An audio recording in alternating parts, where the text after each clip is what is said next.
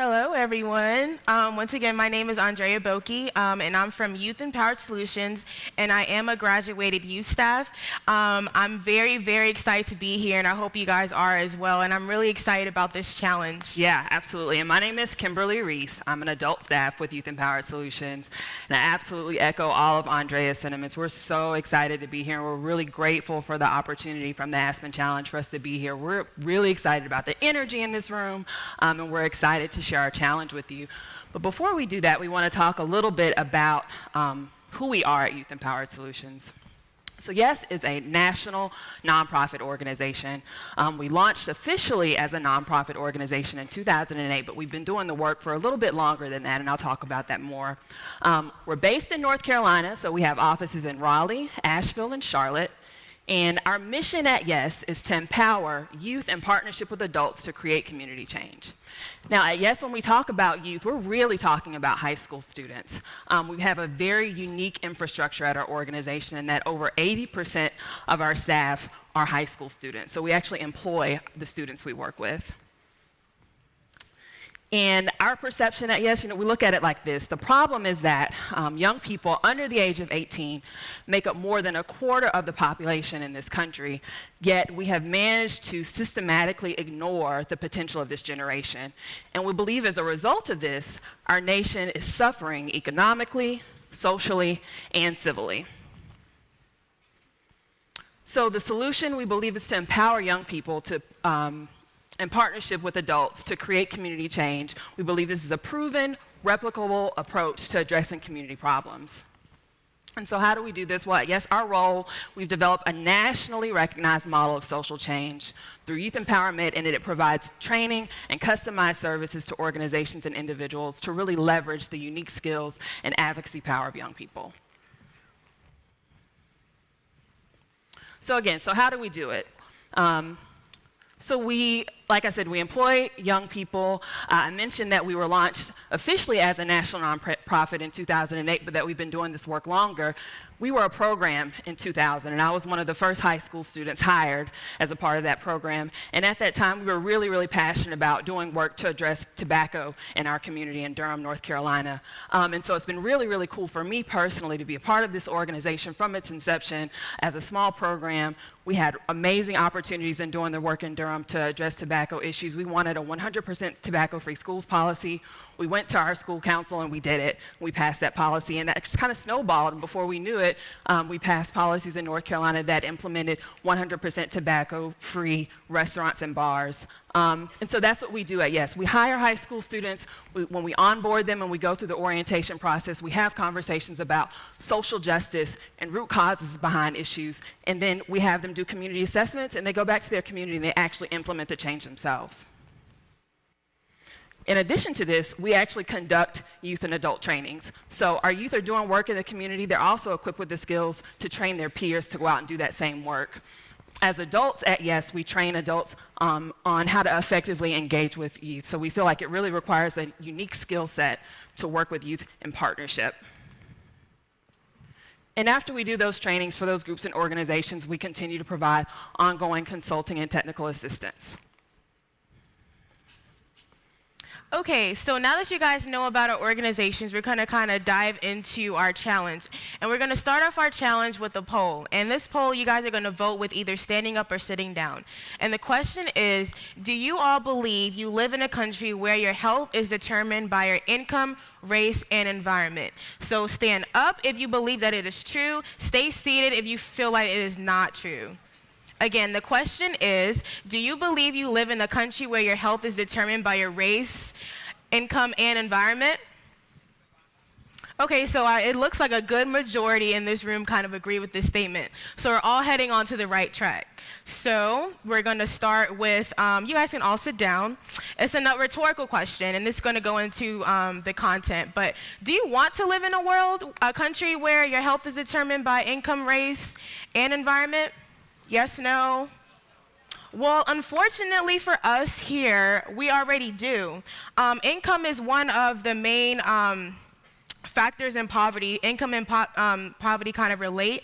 And according to the Health Affairs Journal, children in poverty are almost twice as likely to be obese than those in wealthier families. So that's about 45 to 25% of these individuals. Next, we have environment. There are two different types of environment. There's a physical environment that determines one's access to resources for physical activity and nutritious food. So basically, your physical environment is the things that are directly around you, where you live, what you have access to. And then we have social environment, which helps determine one's perspective on food, health, and active living. So your social environment are the people and the culture around you. The people around you and the culture around you also influence your decisions as far as what you believe is healthy, what you believe is right as far as an active lifestyle. And lastly, we have race. And we all know in here, race is the one thing about yourself you cannot change. You can change your income, you can change your environment, but you cannot change your race. So compared to non-Hispanic white adults, the risk of diagnosed diabetes was 18% among higher for Asian Americans, 66% higher among Hispanic Latinos, and a whopping 77% among non-Hispanics, blacks. And this is just like being a race. These are the factors that you're faced with. So we're kind of going to. So what is food insecurity? According to the USDA, food insecurity is limited or uncertain availability of nutritionally adequate and safe foods, or limited or uncertain ability to acquire acceptable foods in socially acceptable ways. It's a lot of jargon. Andrea, what is food insecurity? So basically, food insecurity is a step above having food and not having food. It's the type of food that these people are eating. It's the type of food people in the community have access to. It's the type of resources that people in the community have access to. So it's kind of the logistics around the type of food or the equity part of eating in general. So, knowing that, here's a national perspective of food insecurity in this country.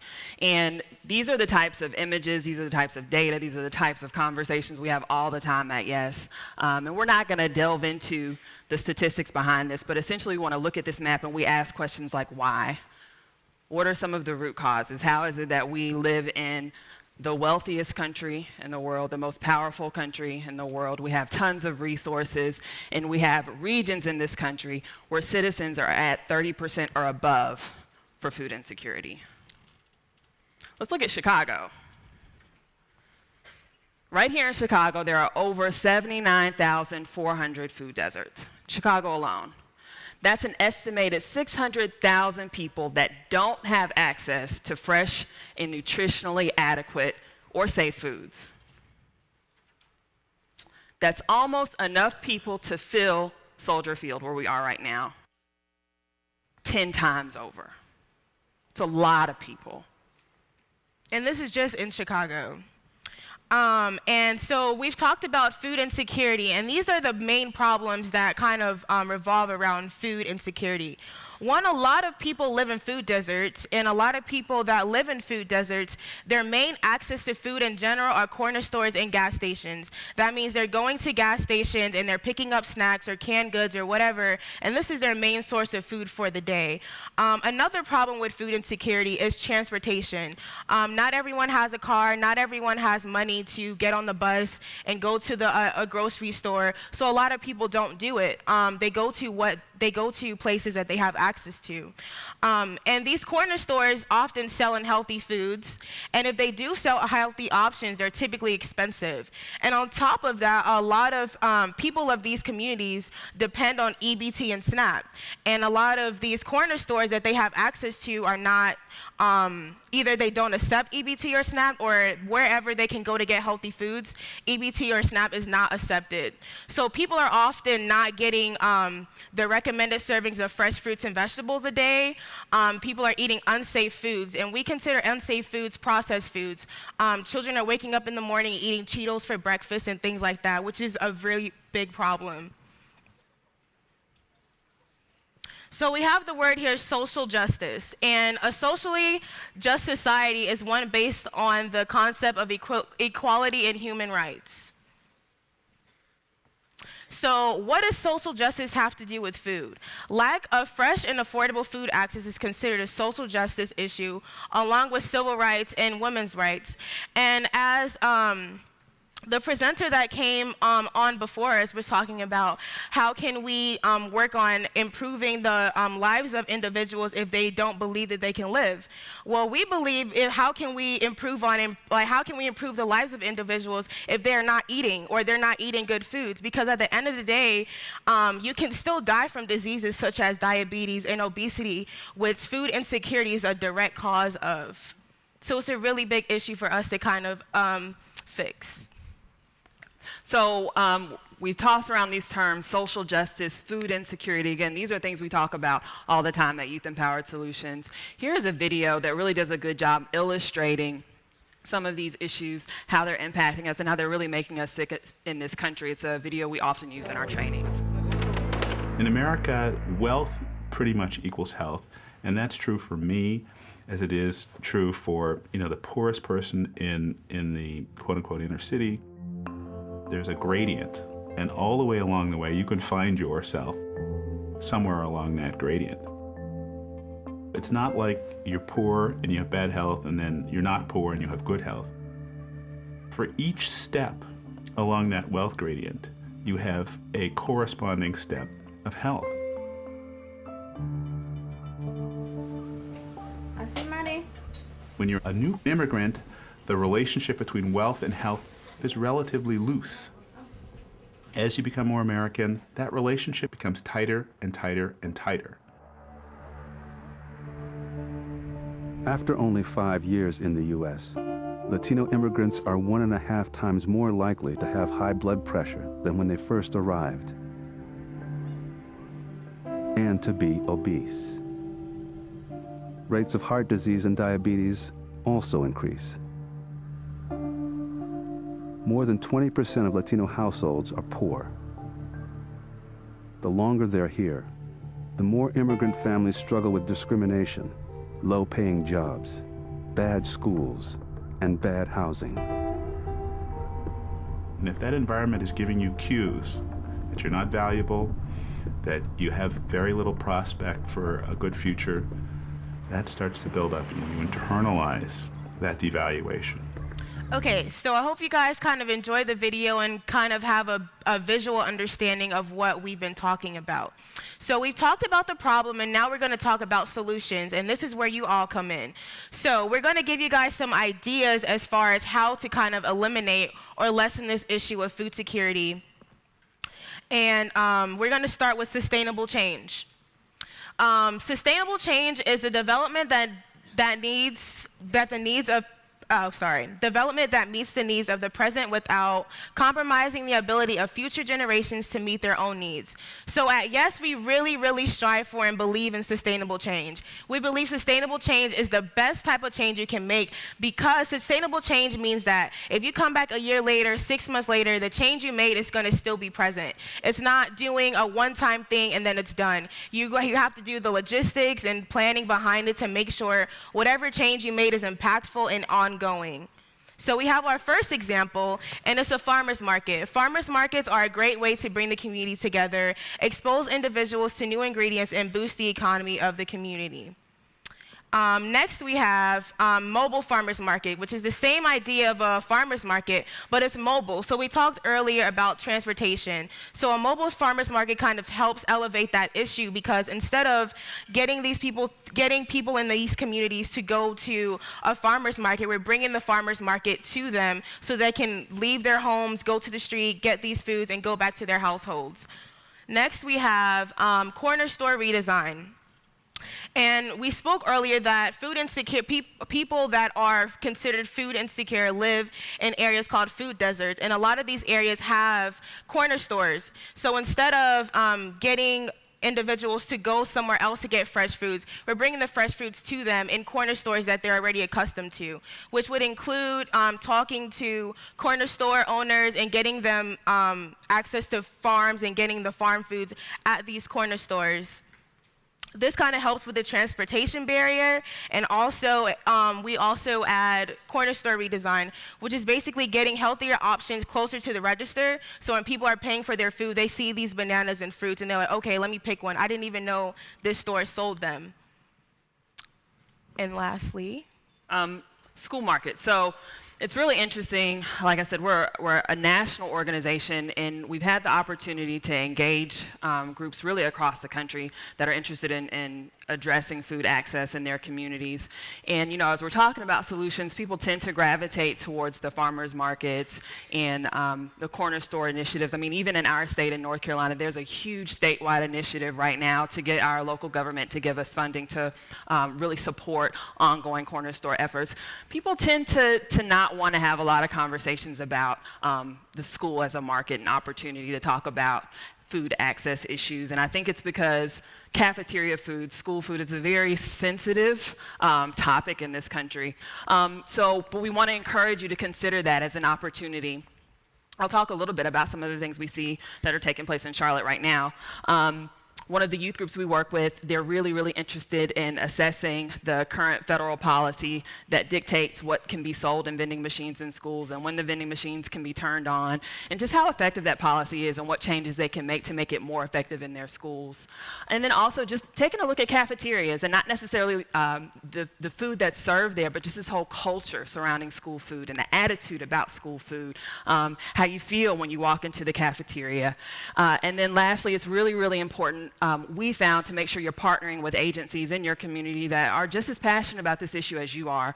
For us, that's ended up being our local health department, our local food policy councils. They've come together and they said, hey, we're really, really interested in this notion of community and school gardens. Many of you might know studies show that when children have the opportunity to be a part of the process of growing food, they're much more likely and receptive to try new foods. And even better, they're willing to take that back to their homes and educate their parents and educate their communities about those foods.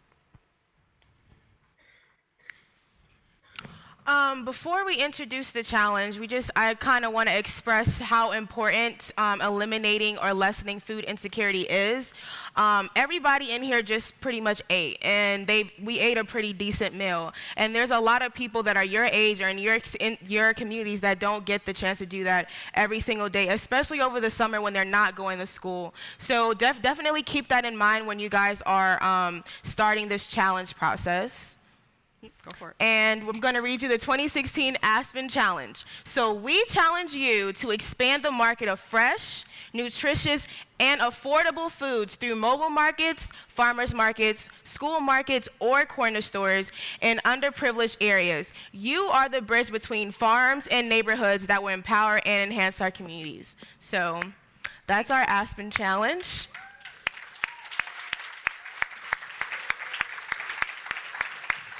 All right, so how you doing? You look a little sleepy. Come here. I'm going to need your help. So people that have their head down are going to be mic runners. So we need to give him a mic. Who else had their head down? Call your students out. This is the time where you could throw shade. Who else had their head down? You did? Who had their head down? Who? You did? You did? I need to be doing. You had your head down? Who had their head down? I only paused because I thought, sorry. You had your head down? Who did? The dab, you did all that work doing the dab and now you're sleepy. Come here. What's your name? Ariana, come on, you're a mic runner. Come on, we gotta give these ladies a break. Who else we have two, all right. So, let me catch you sleeping and I'm gonna call you out.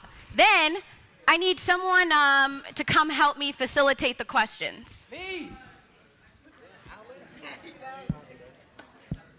All the way in the back with the glasses. I'm gonna go get some water. Get water. Yes.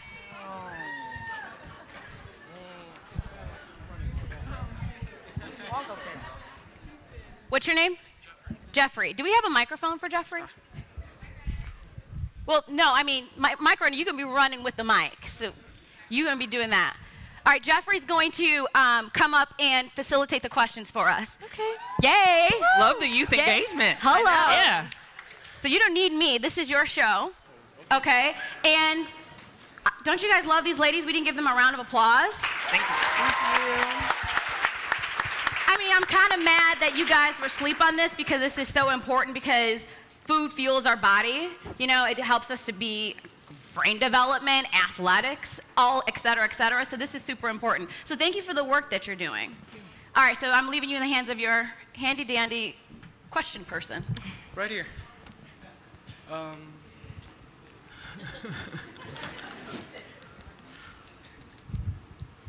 Hi, my name is Maddie from the Chicago Ag Sciences High School, and I just had a question, because you know when they have the fresh fruit at gas stations and stuff, you're most kind of getting ripped off because a pound of bananas from the gas station is a lot more. And so for people in these low-income areas, like how do you close that gap? Like are there volunteer services that like Yes does, or how does that work? So that's a part of what the challenge is, but it's having these conversations with a huge issue we found is with corner store owners. They're very reluctant to even be open to having conversations about having fresh fruits and vegetables in their stores because they think they're going to lose money. And so what we've done at Yes is we go out, we have that conversation with the corner store owners, and then we say, hey, can we survey your customers? And we get their input, and we show them that that's just absolutely not true. Overwhelmingly, communities are willing to invest in fresh fruits and vegetables if they have access to it. But it's just a matter of having those conversations, doing an action plan with the corner store owners and showing them that they can market and price the foods at a reasonable rate and not lose money. Thank you. Right, and you said that the prices were kind of are a ripoff or something like that. Well, it does also depends on the farm that they're coming to. So the whole planning process also helps lessen the cost as well. Thank you. Can we get a mic over to this guy right here? Hello, my name is Adonijah Scarlett from Roberto Clemente. You said that there was 79,400 food deserts.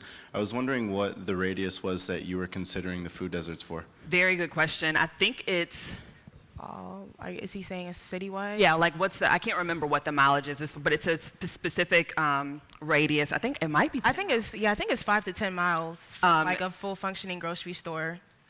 And so that's what the definition of a food desert is. And so it's not having access to a grocery store or healthy food options within a 5 to 10 mile radius. Or a farmer's market as well. And then we also have food swamps where they do have access to food, but the food they have access to is not healthy. So it's, one of the two. Yeah, so I don't know.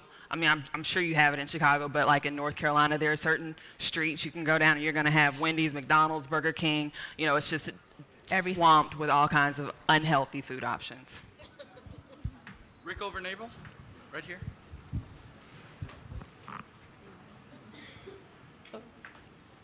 Marina Nile from Rickover, but there is food places like corner stores and stuff to buy fruit like for like $1 or something around my house, but not much of that fruit or vegetables are fresh all the time.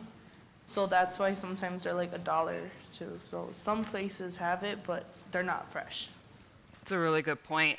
And so that's the other kind of issue when it comes to our efforts to come up with solutions is to make sure those solutions are implemented effectively. So I mentioned that the federal policy that dictates what can be sold in vending machines. We find that the policy is great and we're so excited about that policy, but it's not necessarily being implemented effectively in certain schools. So yeah, that's absolutely a part of the challenge, and this kind of sustainable change Andrea was talking about was how do you implement this solution and make it effective and sustainable. And also, a lot of times when you go to these stores and the food isn't fresh, it's because they've been there for a while. And that's because either people don't know that they're selling it, or there isn't advertising or things kind of to encourage people to buy these things. So that's also, like I said before, it's part of the logistical part of getting corner store redesign implemented. We have about 6 minutes. Let's drift over to this side of the room. Can we get a question from this table?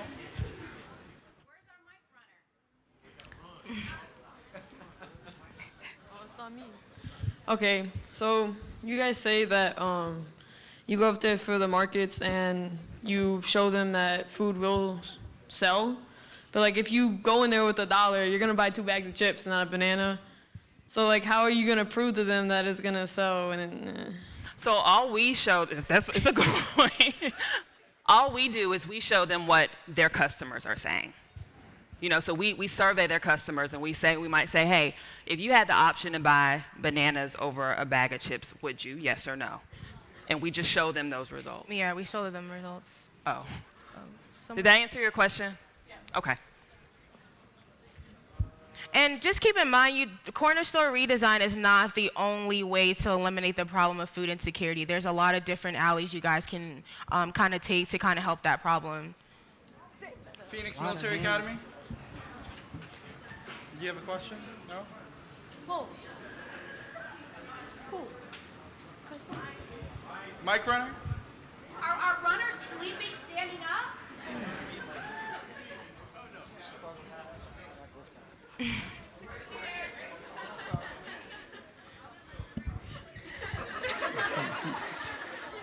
All right, Phoenix Military Academy. I have a question. You know, the world or the city never gonna be a utopia. Chicago got buses, trains. I ask you, does you think it's better to? You got to change the hearts and minds of families, because, you know, to me it's just like education and everything. A lot of schools that's underperforming. If you go to the buildings, it's great teachers. It's a great building. But it's families. So if families is not pushing to eat fresh fruits and things of that nature, you could have fresh fruits on the corner if we don't get to families and change the hearts and minds of families. So I'm kind of asking that question. I hope it's not a statement. You want to go? Yeah, so when we talked about what the contributing factors to obesity, we talked about social environment, which is what you were kind of hinting at, the people around you, the culture around you. Is it okay to eat fresh fruits? Is it okay to eat fresh vegetables? Should we incorporate canned collard greens, or should we get the fresh ones? These are all different things that kind of encompass your social environment. One of the things that we've learned that, yes, they kind of help contribute or change people's mindset of how they view fruit and vegetables or food in general is education in the schools, which starts with having school gardens or implementing some type of education portion into the school, so people are just learning in general about fresh fruits and vegetables, or they're learning about nutrition in general. There's a YouTube video that kind of explains how children view fruits and vegetables. And a lot of the children, they asked them, how do you feel about this fruit, this fruit, this fruit? They all said it was nasty. Some of the kids had never heard of them. They tried the fruit, they said it was great. So it's not necessarily that they won't like it when it's presented to them. They have to actually know that it exists, know the benefits of it, know how it tastes and things like that. And that also comes with kind of like the planning process of getting some of these initiatives started. Yeah, I mean, I hear you loud and clear. Like, and so we don't ignore the fact that corner stores, farmers markets, mobile farm, we don't think that that's gonna solve this issue in itself. We recognize, like we've been saying, you know, these are systemic issues, but we do believe that these are contributing kind of solutions to a larger issue. Everything Andrea just said really goes back to access. If you grow up in a community or in a household where you don't know what real fruits and vegetables look like, then, you know, why would it be appealing to you when you saw it outside of your home? And then on top of that, when we say fresh fruits and vegetables, we don't just mean giving people apples and things like that. Some of these families are actually cooking foods, but they're using processed items instead of fresh items. It's the same ingredients, but it's just getting it fresher or at a cheaper price. They also serve herbs and things like that. It's not just giving like an apple a day type of situation. It's the entire food, like the whole system of food. Question right over here.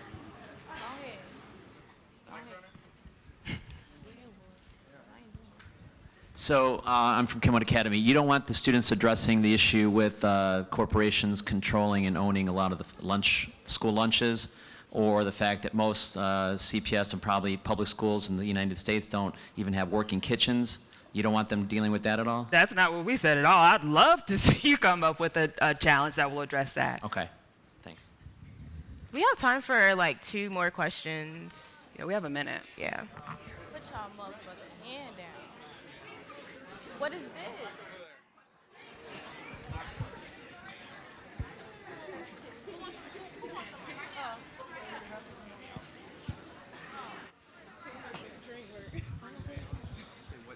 All right, let's be respectful. There's a whole lot of chatter over here, and I want to make sure that you guys are receiving all the information you need so that you can make an educated decision on who you're picking for your challenger, okay? So this is like a no shade. We signed an honor code, so let's show some respect to the ladies that are up here, please.